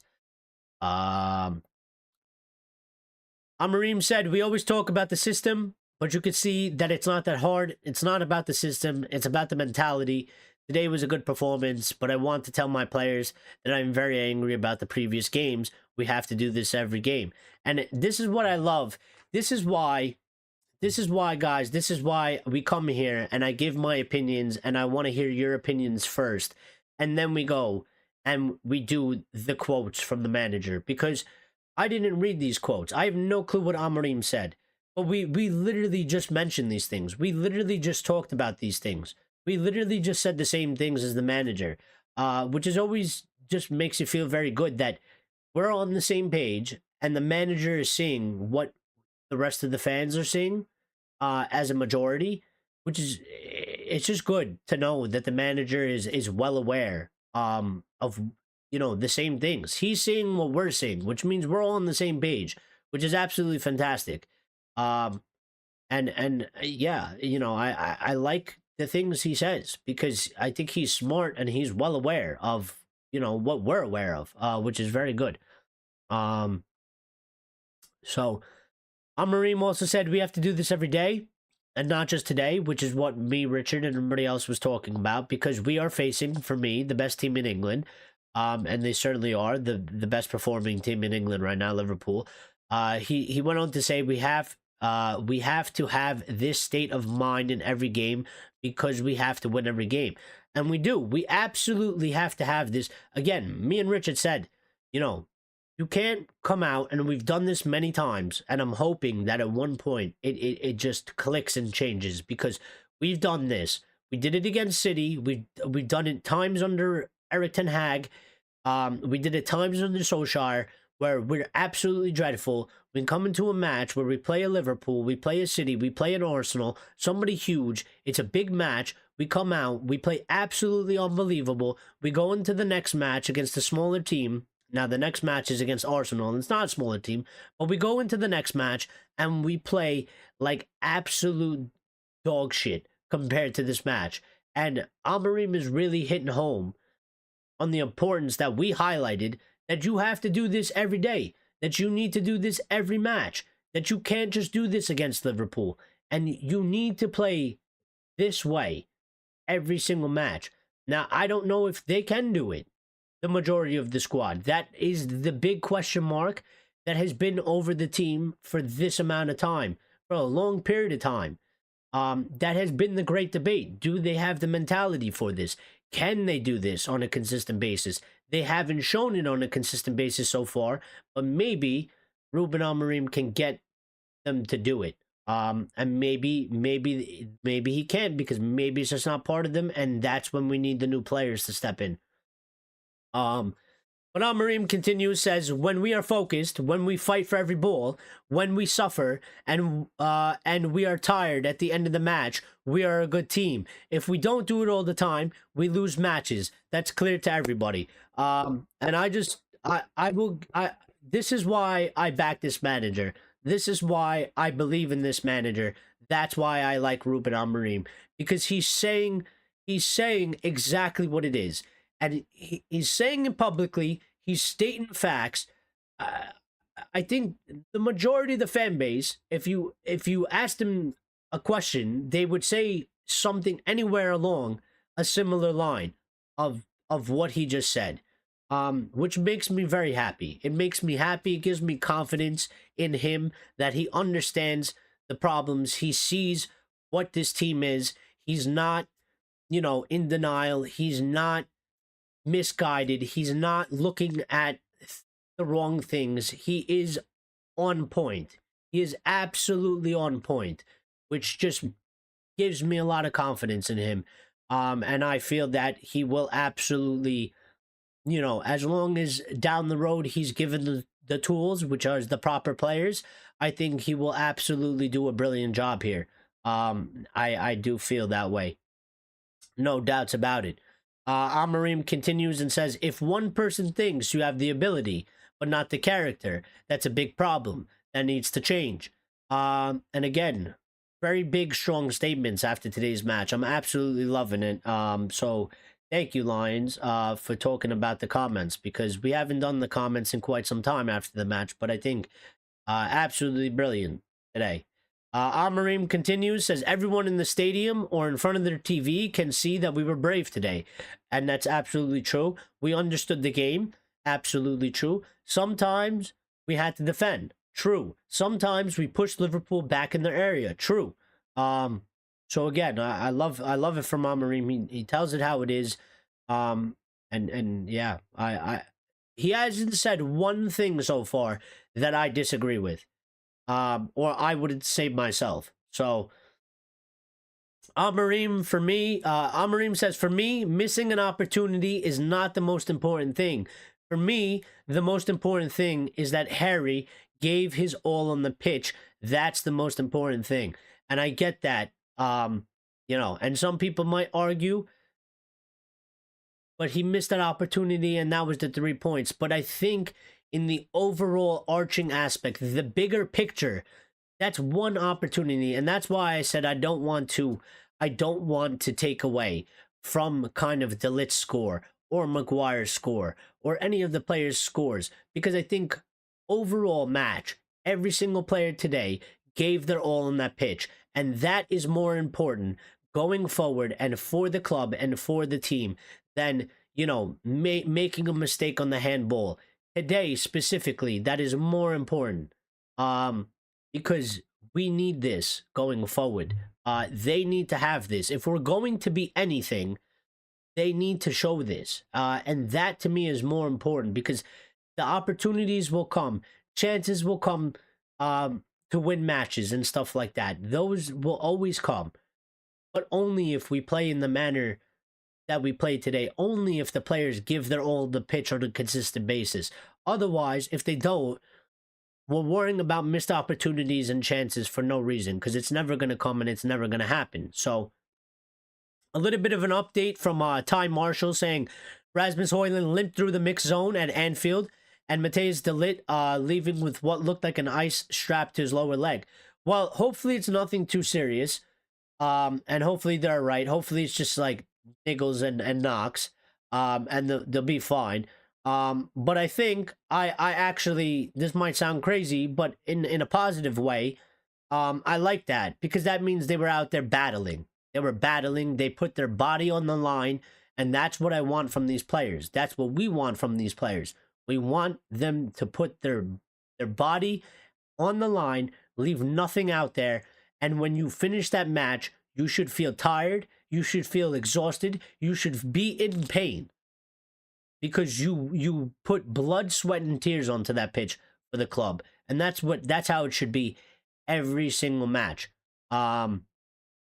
Bruno Fernandes actually spoke on Xerxes and said Bruno Fernandes on Xerxes being booed against Newcastle. And Bruno said, I was in the stands. I had never seen anything like that, and it really frustrates and annoys me, because he is a player who always gives everything he has. He comes from another league. He needs time to adapt. He has enormous qualities. It is not normal to praise him after the first game of the season and then not believe in him anymore. We believe in him in the dressing room. I would have preferred to be in his place rather than see a teammate in this position. Yeah, and good for Bruno. He is the captain. He should be coming out and backing and protecting his teammate. That's his job. I have no problems with the comments. I think what they're overlooking is that I don't think it was 100% about Xerxes. I do think that Xerxes was, listen, we use scapegoat all the time. Obviously, people aren't happy with Xerxes. Obviously, people don't like Xerxes too much. They don't think he's a top player. But to receive that type of booing, I don't think was all 100% about Xerxes. I think he was scapegoated in that moment, in that the fans showed a frustration.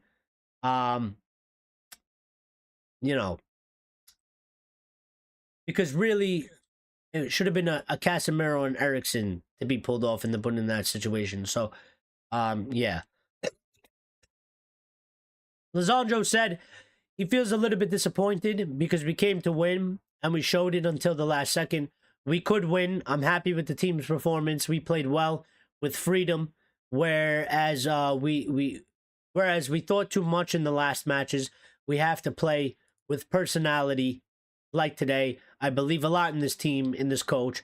The mental is important in football. It was a different team today. And I think absolutely Lisandro Martinez, he understands it as well. Absolutely spot on. Absolutely spot on. Aventino is here as well. Says, what a game. Yes, Aventino, what a game. I'm going to get back to the chat in a little bit. I want to get through these comments. Lisandro said it's a good feeling to score, but the most important thing is to win. I don't care who scores. I just want to win and make people happy, which is another good, clear message to hear from one of our players. Lisandro also went on to say, we have to believe because we are capable of it. We can compete with anyone. We showed it against City, against Liverpool. We have the right players. We have to believe, that's all. Well, I think a big thing of it, and the big talk about it, is the belief and the fight from the players. I think there's an argument to say we have the right players. I think we have some of the right players. I think there's other areas that we need to get better players because I don't think they're necessarily the right players. That's the only thing I'll argue with Lisandro on that. But, at the moment, at the time, I don't think he's even wrong. He's saying, we showed it against City and they showed it against Liverpool. And when you believe and when you fight, you can compete with anyone. You can, but they have to believe and they have to fight and they have to do it on a consistent basis. That has been the overarching theme of today's Red Devil recap. And we got to see it against Arsenal, and we got to see it in the match after that. Otherwise, this is all for nothing. This was a one-off, and we'll go back to being, just shit. Lisandro said, we changed our mindset. I saw that everyone was confident today. in the duels, the passes, in defense. The last matches were mediocre. It's true. We recognize it. Today we played really well. And this is what I'm saying. I'm hoping that they can use this as a catalyst to go forward. It was very clear. Clear as the sun shines, clear as the ocean is blue. You know, they were confident today in everything they did. In the battles, the duels, the passes, and defense, going forward, they were confident. They played like it. It showed. You could see it with your two eyes. You don't need to look at statistics. You don't need to break down heat maps. It was there. It was there. You know, a 10-year-old could have told you that today because it was so clear to see. And that's what we need to bring into the matches going forward. And that's part of the basics that I believe Amorim is talking about. So, you know, he went on to say we played with freedom today. And when you play like that, you can enjoy football. I'm really happy with our performance. Of course, we applied the tactics, but we thought more about our skills, about the team and what's best. We have high-level players capable of playing with the ball. But a few games ago, we were stressed with the ball. And that's one of the big things. Amorim mentioned that as well. You know, there was times where we played, you know, the matches, when we get on the ball, we look anxious. We look a little bit nervous. We look a little bit scared. Today, we played with a more freedom. That freedom brings calmness. It brings confidence. You know, it brings you a little bit more relaxed. It makes you do better decisions. You know, better passes. And all that. So, again, I think that's a big thing for us. Lion says we beat Liverpool today on open play goals. I told you we would win 2-1. Well, yeah. Avatino says super glad we got something from the game. I see a mindset of going forward. This was a game changer, even if we lost the game today. Well, I really do hope that it is the game changer because, again, I've been saying it all show. I hope this is the catalyst. It needs to be the catalyst. It can be the catalyst. And I'm hoping and I'm praying that it is the catalyst. Because if we play like this, our team will be so strong. The performances will be strong. The results will be strong. The players will look very good. And positivity will come back into Manchester United, which is all we want. And it'll just be really good for everybody involved at the club, the fans, the players, the club itself, Ruben Amorim, the coaches, everything. One thing that I didn't mention is that the corners that we did today looked much better. They looked a lot more threatening. I like, you know, Amorim said that we have to copy other teams that are succeeding from corners, and it looked like that's what we're doing. The way we lined up on corners today, I felt like there was a big possibility that we might be able to score a goal. It didn't happen. Liverpool hasn't conceded a goal from a corner all season, so, you know, it was always going to be difficult when you add in that statistic, but we were still very threatening. They were still very dangerous. They were much improved from what we've done in the past. So I think that's something to look forward to as well, because if we could add some goals from corners, and we could do them in the manner that we did today, I think that's going to be a big help as well. We defended the corners a lot better. We had one or two that was very nerve-wracking, very nervous. You know, they could have scored from it, but we didn't concede from one, which is good, which is a positive, because we've been suffering from those. So, Amorim has more words, went on to say, it's not the system. It's something else, and it's hard to understand, even for the coach. We must be disappointed today, even more than in other games. Did I tell the players? No, because I have to calm them down to choose the right words. It's difficult time, but it's complicated not to get angry. And I think that's a good thing. There's a time and a place. And, you know, I don't think you can tell them at that moment, because like you said, you got to calm them down. You have to keep them on a level head. And then there's a time to let them know, you know, and give them the anger. But not at that moment. So fair play to him. Ray said he's leaving. He's celebrating his birthday. Love you all, Red Devils. Well, happy birthday, Ray. Hope you have a good one. Thank you for stopping by. Enjoy it. And yeah, very, very good. And we'll see you on the next one, Ray. Amorim says the important thing is not to forget tomorrow and to resume bad habits in the match. I will remind these players that they have to suffer. It is part of our job. I want to take these words of Ruben Amorim and put them in a book and call it the Manchester United Bible. That's what I want to do right now, reading these comments. I'm getting absolutely fired up because he's just absolutely, he hasn't said one wrong thing today. And I think it's of importance to say it after a match like today, too. It's all good. You could say it in a press conference. You could say it tomorrow. But to say these things directly after the match, I really do think are a big deal. Some people might not care. Some people might think they're just words. But I do really think that these are... It is a big quotes at a big time. And it shows his mentality. And it shows his understanding. So I'm over the moon with today. Very much. Very much. Lisandro Martinez said that he's going to be a father soon. Well, congratulations, Lisandro. This goal is for them. That's why he did the baby celebration with the ball. He said, that was for my girlfriend and for my baby. Well, congratulations, Lisandro.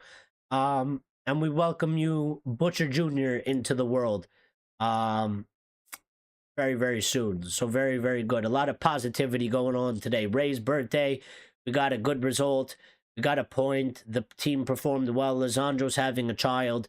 Positivity all around. It's very good to feel it. Very happy about this. I hate the negativity. So, yeah. Aventino says that Euro tackle was class. Yes, we mentioned that. I was super proud watching. Ugarte and Mano are must starters. Absolutely. We also said that. This is why I love when some people come late, because they've missed the whole discussion. They give in their opinion, and their opinion is spot on to what we were saying. So, he also said, Harry, superb. He has to start, in my opinion. Well, Harry plays very well in the 3-back, and he's been very good for us over the course of a year. So, absolutely. The water, in the water we trust. If we had some merch. By the way, I need to announce, based off of the last show, I mean, YouTube hasn't given it to me yet, but I've done the numbers. So based off of the last show and today's show, we've gotten enough hours where we will get super chats in now as soon as YouTube counts it in. Stickers and memberships and all that stuff. We've hit that milestone for the channel. So I just want to, give yourselves a big round of applause, because we've hit that mark. And we're still pushing for, to become YouTube partner and stuff like that, which is like advertisements, paid advertise. You get paid from the advertisements and whatever else they include in that. That's going to take another like 800, 900 watch hours or whatever. But big shout out to you guys, because you guys make that happen. Without you guys, we don't get the watch hours, so we can't hit that milestone. So thank you to everybody that supported the channel so far. And we have big things coming up for this channel, and this community, and I love it. I love you guys. You guys have been excellent. I'm so happy that I took the leap of faith to start this channel. Because we don't get 100 live viewers consecutively. We don't get 1,000. It's not huge, but I like the community where it is, and I'm happy that I went out and did this, because I found people out there in the world where I could share the love for Manchester United. Grace says it took you long enough. Listen, at the end of the day, it's not about how fast we could go. I could stress myself out about, the growth of the channel. I want it to be organic. I want it to be real. Organic and real is going to take a lot longer than in other ways. There's so many things we could do to try and push it in an unorganic way. I don't want to do that. This is a journey. This is a path. This is a community. The plan for this channel is to not be around for the short term. It's a long-term thing. So, yes, I forgot to mention that last show. So I wanted to mention it. So we're gonna be doing that. And as we grow and continue, I have so many ideas and so many things that I want to implement it, but it's all about timing. I would love to get merch in and stuff like that. I have so many creative ideas about hats and shirts and sweatshirts and, you know, United themed stuff along with the channel stuff, socks, and all types of stuff. And I think there's some really cool stuff we could do. But I think it's a little bit too early for that. In due time, I will, you know, as we continue to grow, we can bring in more stuff. So, but let's just focus on the community, what it is. We could get waistcoats for Grace, custom waistcoats, absolutely. So, yes. We'll get there. We will get there. Don't worry. Like this is a journey in itself. Patience is key. And you know, we're gonna do it our way, and I think our way is the best way. So, we could get the low shirts. We could get all types of stuff, and maybe I bring in one or two in the beginning for you guys, to give you guys something.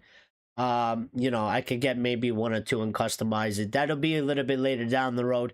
Obviously, first things first, we want to implement the Discord, the call-in show. Let's get that. I'm focusing on that right now. Another update I want to give you guys is the job I'm on. We should be wrapping up. Now, I don't know exactly what's going to happen after, but this job is supposed to technically finish this upcoming week.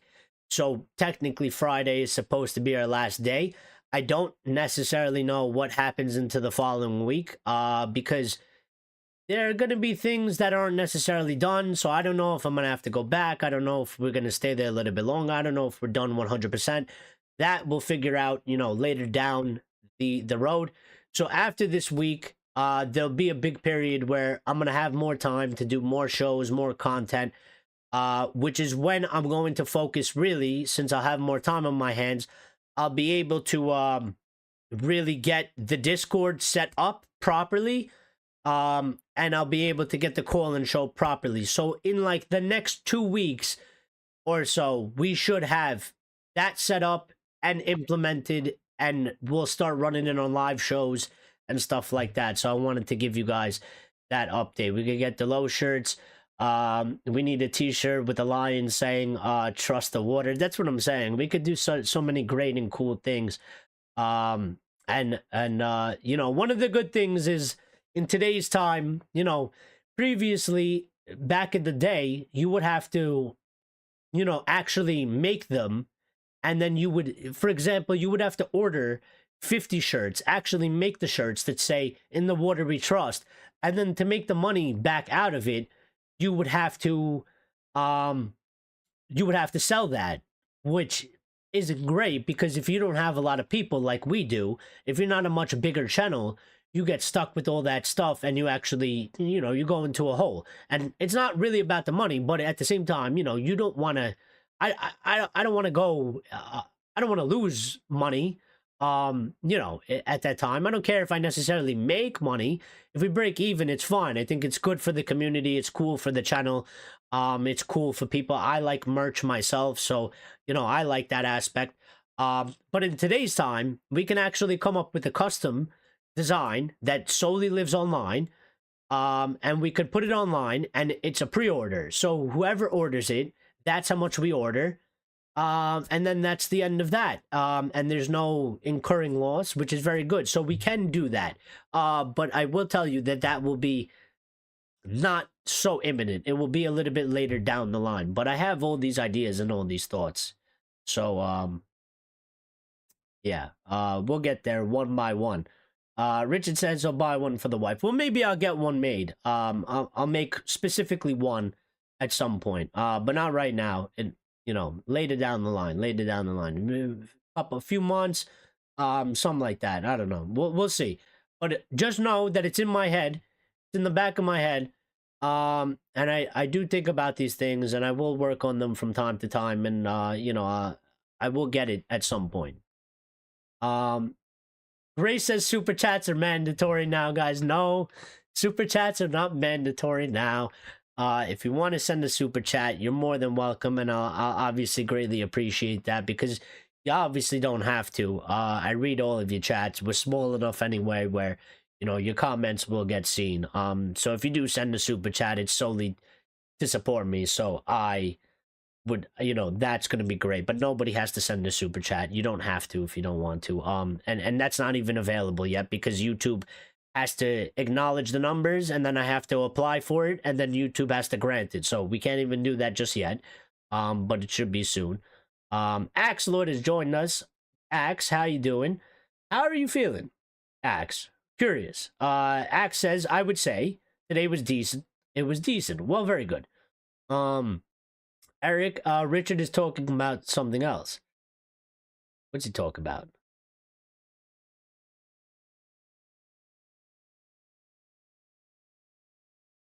I don't know what he's talking about. Whatever.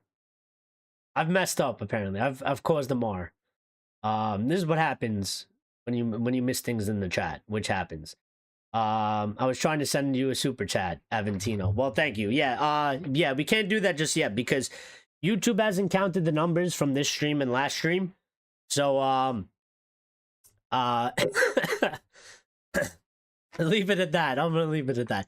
Yeah, YouTube hasn't counted the numbers, so once they count the numbers, I have to hit apply or whatever, and then I guess they review to see if the numbers are accurate or something like that, and then they grant access. So when that happens, I will mention it again on the show, and I will let you guys know that they are active and available and stuff like that. But I do greatly appreciate that, Aventino. So yes. Don't worry, we have weirdos in the chat. Axe is the manager, inspired determination and hope, which definitely showed on the pitch. They were all disciplined and coherent. Maybe going like this, Amorim is the right choice. We need consistency. Well, I'm glad you said that, Axe. But he has a however, so don't get too carried away. There is a however in there, which actually I want to hear because, listen, I don't care if we disagree. I like, this is the thing. I like Axe because I disagree with a lot of shit that he says, but I like that he gives a very contrast view of my own, which is what I want. And it was a short one. It says we need consistency. However, that is always keeping us in suspense here. No, we do need consistency, but I think that's where you are. I think that's where we are. I think part of the manager. I will give the players credit as well. Maybe he inspired determination and hope, but I said this in the beginning, Axe. I said, you know, again, also at the same time, and we always try to be even-handed here, Axe. And I said the same things under Ten Hag that I'm gonna say under Amorim. Amorim is part of it, but at the same time, the players have to have the responsibility as well on the pitch. They went out there today. They showed determination. They took responsibility on that pitch. Amorim can help. He can set up the team. He can inspire determination. He can inspire hope. And it can show on the pitch. But at the same time, the players also have to go out there and they have to take it upon themselves to show that stuff. So, team aspect. But I think you missed all the comments from Amorim. But I don't know. I don't know if you read the Max. I don't know if you saw what he said. But for me, he was spot on everything he said. It gives me a lot of confidence when I read and hear him say these things because I'm on a similar page of him. You tend to disagree a little bit, which is why I'm interested. Maybe if you go and read the comments, if you haven't read them, I would actually like to know what you think about the things he said and how you feel about that. So, but yes, we need consistency. But consistency, it has to come from the players. It has to come from the manager as well. Team effort. Team effort. Give me 1 second, guys. 1 second.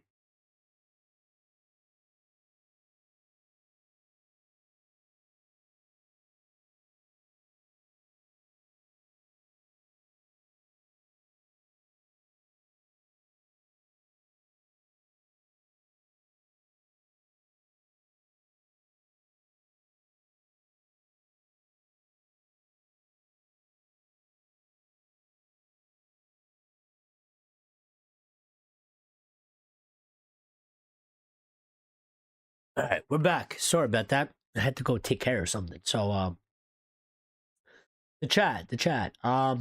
Lion says, we all love you, Axe Lord. It wouldn't be the same here without our angry Axe.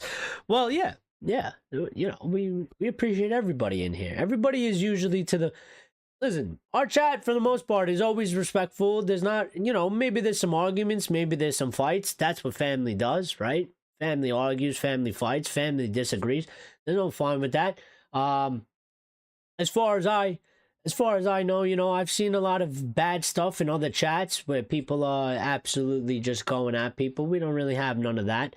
In a very disgraceful manner. We don't have any of that. So, I absolutely love it. And Axe shows the passion and the love. It might differ from our opinions, but at the end of the day, everybody else is, everybody loves Manchester United, and they just want what's best for the team. Yes, Axe, we don't want to paper over the cracks. So, wait, I missed something that you said. Axe said, really? They need to build on that match. That's what I was saying the whole time before you came here. So, again, I said it before. I love when people join late because they say things. They have no clue what we said, and they come in and they say similar stuff, and it's very good because that means that we're all looking and thinking of the correct things. But Axe said, really, they need to build on the match. We can't afford to make a mistake against Arsenal next. We can't afford one step ahead and two steps back. And I'm absolutely with you. I've said that. Richard said that. We all said that in the beginning of the show. We all said that. They need to use this match as a catalyst to show the same level of work rate, determination, confidence, attitude. They got to do it in the next match. We've done it far too many times where we've done a match like this. We go into the next match and we take two steps backwards and we look like absolute shit. So I'm hoping this is the moment. I'm hoping this is the time where we actually turn the page. Usually we have this circumstance against a smaller team. This circumstance is coming up against Arsenal in an important match for the FA Cup. And it's going to be a big match, so it's going to be a big opportunity. And maybe this is what we need. Maybe this actually helps us even further, because if we have this performance against Liverpool and we're playing another big match, and they go and they show what they showed today, they show it against Arsenal. That's 2 matches in a row. And maybe that helps with building the consistency. Axe says if Amorim wants to be better than Erik ten Hag, they will need to be consistent. And that's all it really is. If Amorim wants to be better than anybody, post Alex Ferguson, we need to find consistency. The team has to find consistency, team effort. Like Richard says, that's the key, and that's what it is. We can blame the manager for things, we can blame the players for things, we can blame Ineos for things. But again, like I've always said, at the end of the day, we can criticize and we could give opinions on individual things, but at the end of the day, the overarching message and picture, the big picture, is this is a team. The club is a team. This is a team aspect, and we need everybody to be consistent. So otherwise, this will be more paper on the cracks. Well, that's what we don't need. We don't need papers on the cracks. Yes, I disappeared and the chair was here. But the chair was here for a little bit. I think Eric heard my neighbors arguing. Your neighbors are arguing. What are they arguing over? Lines? Give us the tea. Give us the tea. What's going on there? Grace says Eric disappeared like a McTominator in the field. McTominay is doing well for Napoli. He is. Let's buy him back. Well, that I don't know. I don't know about buying him back, but good move for him, and he's doing well, so I'm happy for him. It's some heavy shiz whiz, Lyle. Not trying to look out the window. We want the tea. We want the tea lines. What happened? Did somebody cheat on somebody? Did they spend all the money in the account? What happened? We need to know. Oh, just another Sunday for them. Oh, so that's like a thing? Yeah.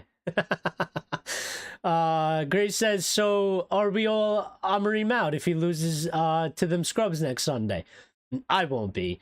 Anybody could be whatever they want to be. I won't be. Elias says, good thing Arsenal game is a while week later, plenty of time to build on today. Well, that is the good thing. Is it in a week's time? My scheduling is all over the place. So the next match we would play is it is Arsenal in a week's time. That's actually very good for us. Yeah, a whole week, which is very good because that means that we could have more than one training session. which is an absolute relief, which is very good for us, which is going to help us. So that's very positive. And hopefully it helps in our favor. Lion says totally Amorim in, win or lose. Axe says, can I promote on the Man United channel? I mean, if you want. What do you mean promote? Promote how? Like mention them, or like, you know, I don't really mind too much. If you have to mention them for a reason to get a point across or something like that. So, well, why not? I believe in good karma. So if you wanna put them out there, you know, I'll tell people to go check them out too. I believe in I believe in karma. So you help people, I believe you'll get help at some point as well. So um, the typing's all over. Grace says, you make me want to go back to Twitch, Eric. I was on Twitch playing games a couple of years ago and stopped because I was going through some stuff, but I love being a part of a community. Well, I think you should, Grace, then. Absolutely, if you were. And if you do that, Grace, we'll support you as well. You know, you could come in here, give us your Twitch name. I'll give you a follow. I watch. I'm a big Twitch user. I watch people all the time. Even if I use it as a background, I have it on there. So, you know, especially if it's one of us from the community and you're Twitch streaming, definitely we'll give you a follow. We'll be in there supporting you. What games did you play? Grace? Because I don't think you ever mentioned this before, so this is new to us. Even Lines is surprised, says, Grace, you a game streamer. Yeah, I like that. So I feel like, Grace, you should do, you know, what you feel. You feel passionately about it, why not, Grace? Go for it. I think being part of a community or having a community is it's such a good feeling. There's no other real feeling like it. I don't know. It's just a really cool thing. And I think it's one of the positives about the internet, you know, because the internet there's negatives and there's positives, but I think having a community is it's one of the big positives, you know, that has been introduced in life. So, yeah, I think, oh, your Twitch name is a girl named Grace. Well, everybody go follow Grace on Twitch because she still has the channel. I'm gonna screenshot that so I can, because I'll do that after the show.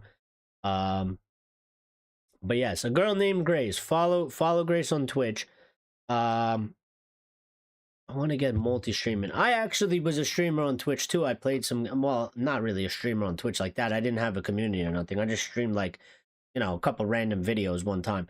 But when my computer broke, I lost the whole Twitch stream overlay that I had in OBS, and I haven't gotten it back, and I haven't set it back up yet. So I'm gonna do that. I might do that as well at some point. But also I kind of need games this stream. I don't really have too many games that I'm playing right now at the moment, which is why I haven't really gotten it back.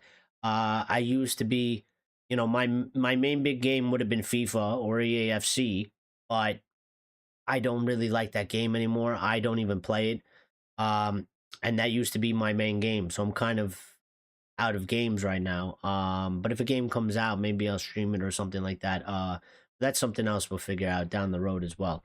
That could be our side thing where, you know, we come in, we have a full-on discussion, we stream, and stuff. Another part of that, what makes it hard is I'm usually in chat parties with my friends. So it's like weird to like stream live, but then be in a chat party with my friends and have like two different conversations. So I gotta figure that out too. But Axe says, go watch Man United the Religion. Latest 3 videos. They talk about Radcliffe and about the need to implement a fan ownership model. They speak exactly the things I believe. Watch the 9 minutes long video. Well, I'll screenshot that too, because I always watch like United content whenever I get a chance. So I'll go check that out later on. I don't have Twitch. Too many young people. I'll get Twitch. I don't know. No, you don't have to get it if you don't want to, Richard. But yeah, no, Twitch is good. Twitch is cool, Richard. You can find some really cool stuff on Twitch. There is a lot of young people on there. But there's even like there's all types. What I like about Twitch is there's all types of people too, and they're all types of streamers. Which is why I like Twitch. Like there is a lot of young people, but there's all types of. You will find all types of people. There's literally a grandma, and she is a grandma. I'm not calling her grandma because of her age, but she is a grandma. She's like, I don't know, 70 or something. She streams on Twitch. She has tons of viewers. She's like 2K viewers. She streams video games. She's got her community funny. There's a grandpa who served in the U.S. military. He was an actual sniper in real life. He plays Battlefield, and he uses the sniper in Battlefield, and he's insane, because he uses his real life skills in a video game, and it's almost the same, and he's absolutely insane with the sniper. So really cool. He's old as well. He's a veteran. There's all types of people you find on Twitch. It's a very interesting place. I actually like Twitch very much, and I want to multicast this to Twitch as well, because I think our shows are a little bit more towards the Twitch. They're a little bit more traditional Twitch streams than they are YouTube streams. So I kind of wanted to get it over there as well. So I might have to create one for this channel, and then I have my personal one as well. So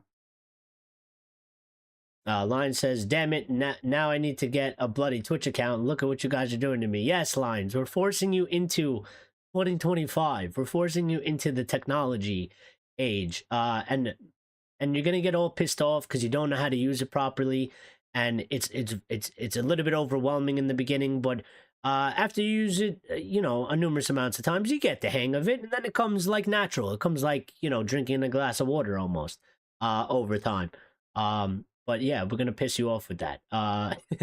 Richard says, I like grumpy people with inappropriate comments like me. Well, I don't know about grumpy, but I would say that depending on who you follow in Twitch streams, the Twitch chats are one to behold. They can be absolutely hilarious at times with some insane comments. So, at the very least, I would say, have a browse, check for topics that you like, search in the stream, and pop into random people's, streams and check them out. Maybe you like them, maybe you like it. So, Lyle says, yes, Lion, step out of the Jurassic Park for a bit. There was some news. Ruben Amorim said, I want to keep Josh Zirkzee because he gives everything. He's trying in training, but we don't know. The window is open. We will see what happens. So, not the most 100% Zirkzee is staying type of thing. Did anybody see, by the way, that Ahmad shushed, I forgot what Liverpool player it was, but that was absolutely hilarious. Absolutely cold as well. You go to Anfield, you score, and then you shush their player. I love this guy. I absolutely love this guy. Axe says, have you talked about any statistics from the match? No, it kind of skipped over that. Lion says, I'm bloody Mr. Bean trying to take his driving lessons with all these accounts. He shushed Robertson. That's right. That's who it was. Like Ugarte statistics or Mano statistics. No, I didn't talk about this statistics because we went in depth into the comments of Amorim, which took up a lot of time. And actually, I don't have time to do that because I actually have to go. So I have to do a couple things. I'm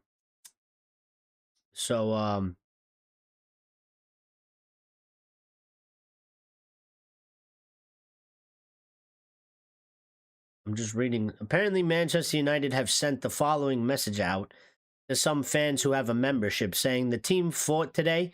In the next few games at Old Trafford, they need your support more than ever. Returned tickets are available and on sale to United members.